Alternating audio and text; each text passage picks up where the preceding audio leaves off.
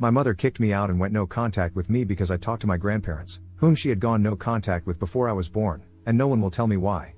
Posted by you/FamilyDrama879. Longtime lurker, first time poster, sorry if the formatting is messed up, I'm on a cell phone. I don't know what to do right now. I feel like I really didn't do anything wrong, but I think I might have messed everything up anyway.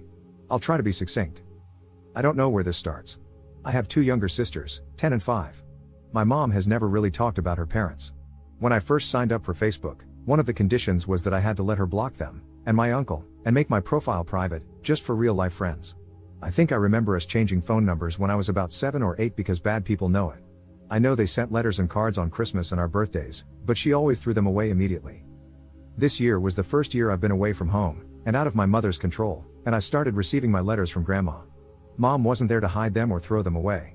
I opened them, and I don't know what I expected, but they were just gentle well wishes, vague because she doesn't really know me, a little rambling about her garden, and $50.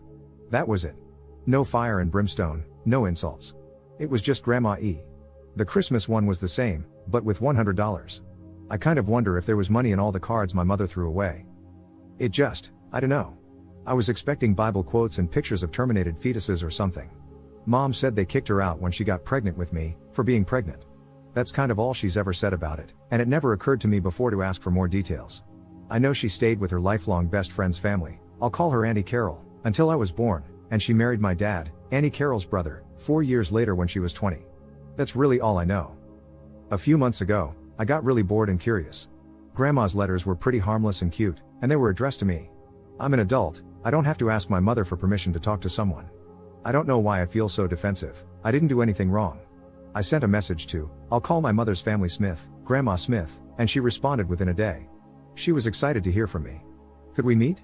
She'd like to introduce me to my grandfather and uncle. I said sure, why not? Because, well, why not? They don't live that far away, which surprised me.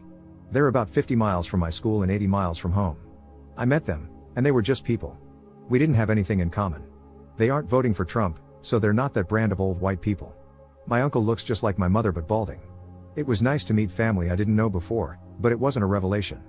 I asked about what happened with my mother, and Grandpa Smith said they would have helped her with the baby, but she had too much pride. Later, when it was just me, Grandma Smith, and my Uncle John, Grandma Smith said it was because my mother was disrespectful and promiscuous in their house. Uncle John said they kicked her out, but both Grandma and Grandpa said she ran away to be with my dad. That was when I started feeling weird about the whole thing. I asked again in front of all of them, and then they all agreed that she ran away.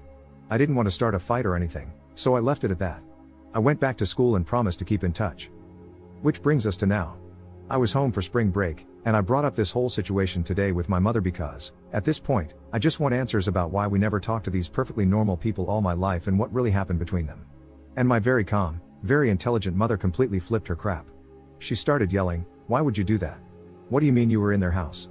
My youngest sister started crying because of all the shouting, and my dad took them upstairs.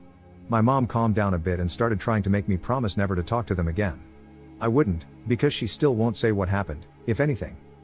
She said that I had to go, and if I wouldn't cut all contact with them, then I'd never talk to her or my sisters again. I stood my ground because I'm not going to excommunicate someone without knowing why. She said that I needed to leave, now. So I left, and that's that. I'm back at school.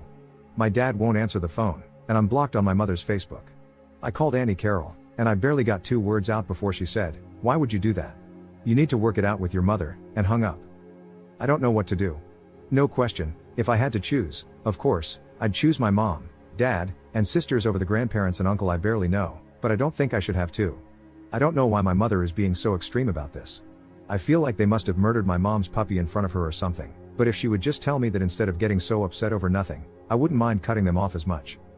How do I talk to my mother logically about this? Relevant comments. Commenter. My mother-in-law has a huge aquarium, 4 adorable birds, and 2 sweet tiny dogs. She knits, crochets, quilts, and bakes. She also regularly beat the crap out of my husband growing up, abandoned him with other family for 5 years, and neglected him so she could gamble. He often went weeks without food. My nanny bakes, goes to yard sales, and makes the best ribs. She also beat the crap out of my mom and all her siblings growing up and drank like crazy. There's a lot you probably don't know. Of course, these people seem normal to you, they barely know you, and they want to, so they're treating you with kid gloves. Abusers are often real charmers. I replied to your post in r/relationships. My mother-in-law was sweet as pie until I had the baby. Then I became a family member, and a prime target for her controlling and verbally abusive ways. But my mother-in-law would paint me as the abusive and controlling one, controlling for not doing what she wanted me to do with the baby, etc. People can hide their true selves. If your dad and aunt are reacting this way, it sounds big. It sounds like it's really hard for your mom to discuss.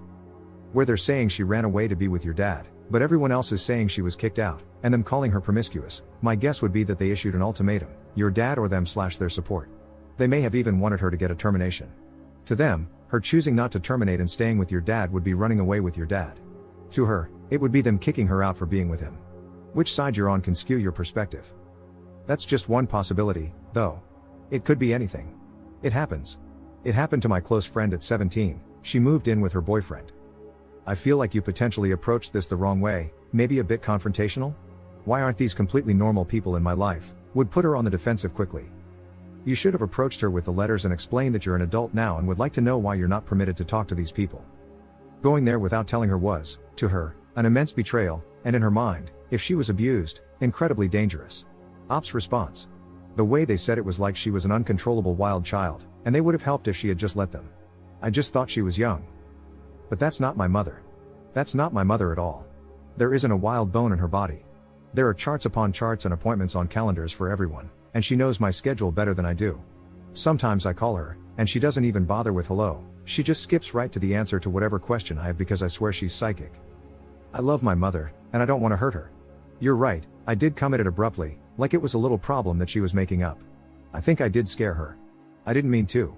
I'm going to go over there later today and try again, more carefully and maturely. Update 2 days later. I don't really want to talk about this, but sitting here obsessing over it isn't helping anything, and I did promise to update. I don't know if there's a rule about it, but trigger warning for incest and grape. So, my mother came by today.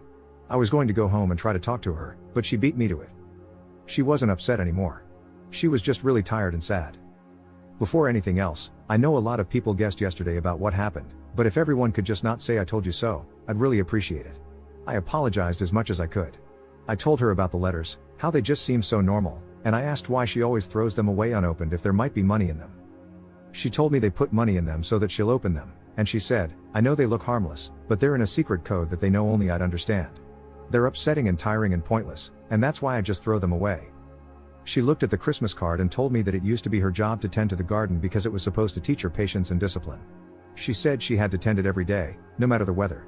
That her mother mentions the garden in a letter to me as a dig at her parenting, saying that I'm undisciplined and that it's her fault, and that the fact her mother tends it now means she shouldn't have had to and that my mom is a bad daughter for not doing it for her. She says all the letters are like that. She said that when she was a kid, they told her she was worthless and a burden and had to earn her keep. She said that both her father and brother used to do whatever they wanted to her, and I didn't ask for more details, but she said that when she got pregnant, her mother said they weren't going to pay for a baby. She had ignored it for too long to get an inexpensive termination, and her mother called her a WHRE and the baby an abomination, then kicked her out with $10 for the bus and an extra pair of shoes. She went to my dad and Auntie Carol's house and told them what happened, and my dad asked to be on the birth certificate right away. He said she was his best friend and that he'd be honored to be my father. She said she couldn't believe my grandparents would just take her in like that, with no questions asked, with a baby on the way, and not ask for anything in return. She said she'd planned to off herself but couldn't do it anymore because it might have made my dad's family sad. She said her family always told her she was worthless and stupid, and she decided to devote her life to proving them wrong. She says that good people do exist in the world, but if you want there to be more of them, then you have to be one too. She says she's always loved me, but she never knew what to say. So, that's what happened with my mom and her family. I wanted to know. I promised her that I'd never talk to her family ever again, and it was easy to promise because I can't think of anything I want to do less than talk to those people again. It makes me sick to think I ever thought they were nice people. She said she was sorry about the other day, but she panicked and overcorrected. Apparently, they never tried to contact her until my sister was born, and then my mother's mother got really excited about having a granddaughter and wanted shared custody or something. She said that everything they do to try to get to her is really just a way to get to my sisters. She says she doesn't really know why they are the way they are, but everything's a game to them, and the only way to win is not to play. I don't really know what to say about this either. I don't know what to do with it. I feel like everything's different now, and nothing is, too. I don't think I'm as strong as my mother is. I don't think I can make everything be normal through sheer force of will. I want everything to go back to the way it was. I don't really know what to do now. I do want to thank everyone who took the time to talk to me yesterday. Thank you for being so patient with someone who was so blind. I think this would have been so much messier without your help. I'm so sorry for what you've been through that let you know my mother better than I did, just by looking at what I said. Op commenting on a different post about his mom's family 4 months later. Dug up my throwaway for this. So, last Christmas and earlier this year on my birthday, I got a letter from my mother's biological family. All my life, my mom refused to talk about them, but she did it in such a way that I didn't really notice. It was just always that way. I knew they sent letters sometimes, and I watched her throw them away. That was normal, and I thought nothing of it. This is really hard to write, and I still feel guilty about it, but I have to help you now, just like these people helped me. I moved away from home to go to college last year. My mother's relatives, who I call the Smiths because they don't deserve to be called her family, quietly sent me a Christmas card and then a birthday card. Each had a bit of money and vague but cheery holiday/birthday greetings. No one had told them I'd moved out, which school I was going to, or what dorm room I was in. I don't know how they knew my birthday. I didn't think about any of that then. Hell, this is hard. This was never a 5-alarm situation in my house growing up. My mother never said they were dead, she just calmly made sure that none of us had any contact with them. I don't know what I thought had happened, I just never questioned it before. I'm stalling. Long story short, I got curious and contacted the Smiths, my mother's father, mother, and brother. I went to their house, the same house my mother grew up in. In my memory now, they are ominous and shadowed, with long clawed fingers and creepy glowing eyes, but I know that, really, when I went there, I thought they were so normal. And, this is funny, I got this sense of righteous superiority over my mother because I could just tell that they were ordinary people she had condemned for some petty reason. They were into sci-fi books, gardening, and telling mildly confusing stories about my mother. Oh, doesn't that just crack me up now? I visited their place and then went back to school like I hadn't cheerily walked out of the monster's den. I didn't know then that they had let me go. I didn't know then that they were using me as bait. I didn't know then that they were playing a game, and it wasn't me they were after. So I went home for spring break a couple of weeks later and, just like they'd planned, dropped a bomb on my poor mother. I did it in the middle of dinner because I am tactful and thoughtful like that. My mother, who is the calmest, most put together person you'll ever meet, started hyperventilating and talking in this high-pitched screech. We scared my little sisters, and my mother begged me, on a loop, like she couldn't do anything else until I agreed, not to go there ever again. I, of course, was steady in my knowledge that my 2 letters and 1 3-hour visit definitely trumped her 16 years of being their daughter/sister. And they'd seem so normal to me. They had a garden, after all. When I wouldn't agree never to see them again, my mother told me I had to go and not ever come back. I left and went back to school feeling wronged, very confused, and with a deep, sinking something in the pit of my stomach that I couldn't identify and tried to ignore because I was so sure I was right. I made a post here a few hours later, mostly because I wanted anonymous, impartial people on the internet to agree with me that my mother had gone way the hell overboard. Some people did think she had, but wiser folks started picking holes in everyone's stories. They started asking me why I thought I knew better than my mother, what on earth could make such a calm and rational person so afraid. They asked me, was I sure I wanted to kick this hornet's nest? The answer to that, incidentally, if I could go back in time, is hell no. Sometimes, buried family secrets are buried for a reason.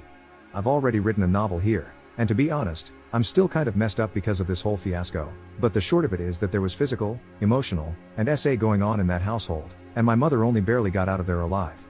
The reason the Smiths contact us is that they are creepy creeps who play creepy games, and they want contact with my younger sisters for God knows what creepy reason. The thing, though, the whole reason I wrote this all out again, is that the Smiths, and people like them, seem normal. They fooled me, my mother's son. They fooled their neighbors, child services, my mother's childhood friends and their parents, her teachers, and school administrators. My mother's family can put on human faces that are frighteningly believable, that is their true horror. They have a secret code and double meanings and tone of voice that I have to trust my mother on. She said that her mother once said, in the middle of a party, in front of all the ladies, "Your skirt is too short," and that meant her father would be graping her that night. But no one else knew their family code, so they could say things like that with no one the wiser, and no one would ever believe her. My mother's relatives are monsters. They're monsters. They only wear human faces. Whatever reason your mother has for cutting off her monsters, take it from someone who's been there. Are you sure you want to kick this hornet's nest?